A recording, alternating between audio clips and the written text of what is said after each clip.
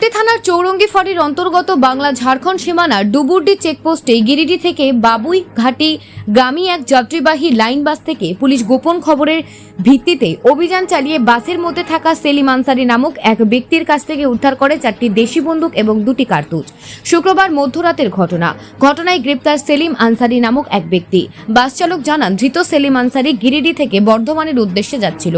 তবে এই বন্দুক ও কার্তুজগুলি কোথায় নিয়ে যাওয়া হচ্ছিল তা খতিয়ে দেখছে পুলিশ। তবে ঘটনা প্রসঙ্গে কুলটি এসিপি এসকে যাদব হুসেন জানান যে তিনি গোপন সূত্রে খবর পান বাসে করে এক ব্যক্তি বন্দুক নিয়ে যাচ্ছেন। তারপরই পুলিশের দল বাংলা ঝাড়খণ্ড সীমানায় বাসটিতে অভিযান চালায়। উদ্ধার হয় 4টি বন্দুক এবং 2টি কার্তুজ।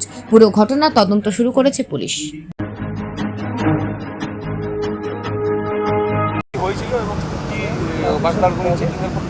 অ্যাজ পার সোর্স ইনফরমেশান আমরা খবর পাই একটা গাড়ি আসছে। গাড়িটা হলো বাবা সম্রাট নামে। সেখানে একটা আর্মস থাকার সম্ভাবনা আছে শুনলাম। সেই হিসেবে আমি আইসি চৌরঙ্গিকে খবর দিলাম। আইসি চৌরঙ্গি আবার আমাদের 2 অফিসারকে পাঠাই, প্রতাপ মণ্ডল আর ওই